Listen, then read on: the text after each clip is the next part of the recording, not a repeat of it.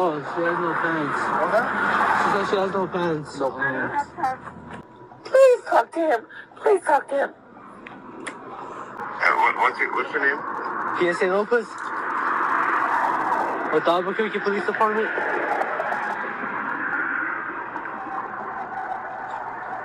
Were you the one driving the vehicle?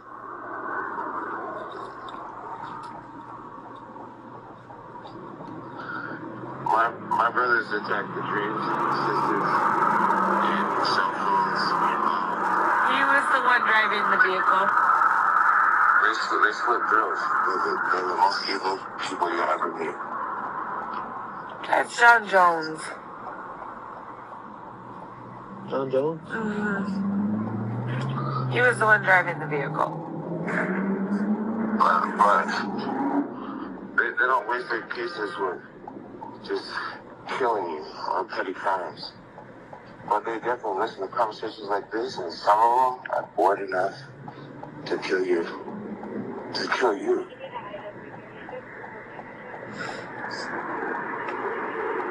Because they listen.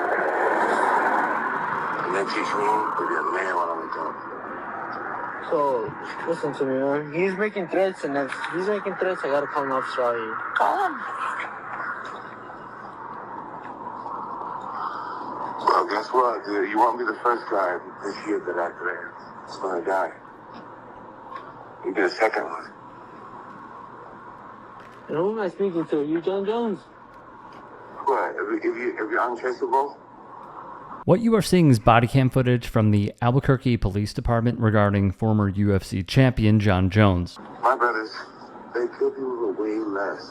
The driver of the vehicle that fled is Jon Jones, the fighter. I just got thrown over the phone. He needed George 325. I got thrown over the phone. Right in the vehicle? What did it say? Starting you Said, to 36 reference possible criminal charges. Said, I know some people that can hurt you for less money. George, 323 PD. Yeah, it's him. How How do you know? He has a picture in his hands just exactly like Jon Jones. Did they confirm that it was him? Yeah, she confirmed. Like the government and stuff. Like what? I'll stay here. Always the ones who will I really got it. kill I you. got it. Are the ones that will kill me? No, not you. But the government, he has to fuck with the government just with conversations like this already. I would imagine. Dude, my phone is 100% aware. Dude, I don't know what the you're talking about. My car is wrecked. If I grab Yeah, this? that's fine. Okay. And who's your friend? My friend is Jon Jones. We have conflicting reports from his attorney, Christopher Dodd, and the police, so let's discuss. First things first on the subject. The Albuquerque Journal's Jeff Grammer reported a criminal summons accused arguably the greatest mixed martial artist of all time of leaving a crime scene. This all comes as Jones, who is now 37 years of age, announced his retirement from the Ultimate Fighting Championship. So Jon Jones has apparently retired.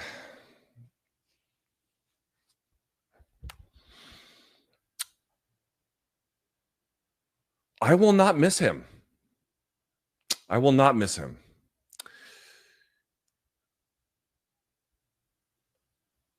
I think the way that his title run at heavyweight has gone has been one of the more insane things I've ever seen in my life. Now, we should be very clear about it. The degree to which it got dragged out is not entirely on Jon. We all know that. And it has damaged the entire division. It has damaged, to a degree, the UFC. It has damaged Tom Aspinall's career. Not that it's unrecoverable, but it certainly didn't help. And I'm not sure who it helped other than Jon. More from Grammer. Local police were investigating a crash that took place when a woman was found in the front passenger seat.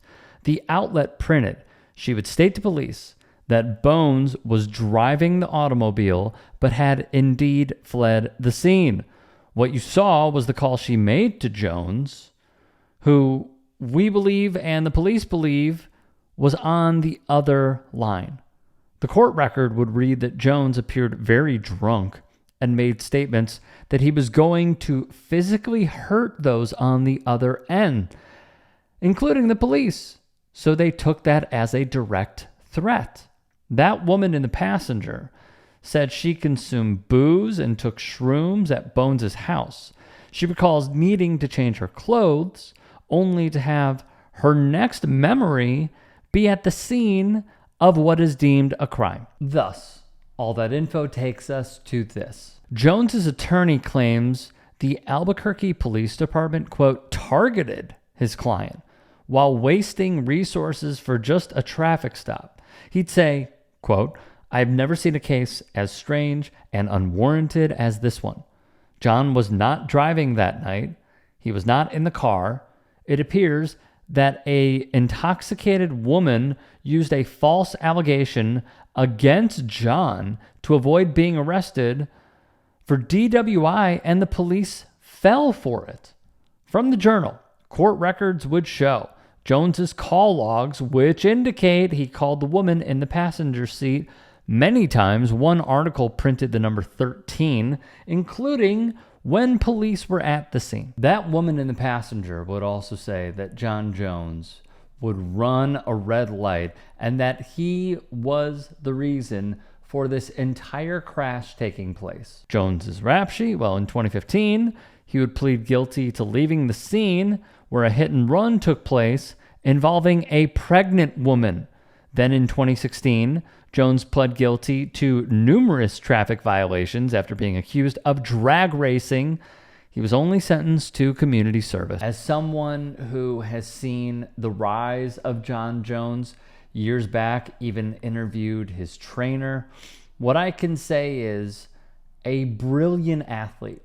And I do believe the greatest mixed martial artist, of all time. But there is just so much between him fighting, the bout being over, and the time between he steps in the octagon again. And sadly, if you were to look back and say, what potentially ruined my legacy? He would only have himself to blame. There was too much. And Daniel Cormier even said in an interview that essentially Jon Jones just can't get right. He's brilliant at what he does professionally. Outside of that, can't help himself. And are willing, please become a paid member here at TYT Sports. And or go to tyt.com/join. In addition, you can follow me on Twitter, Instagram, and TikTok. Appreciate it. Have a great day.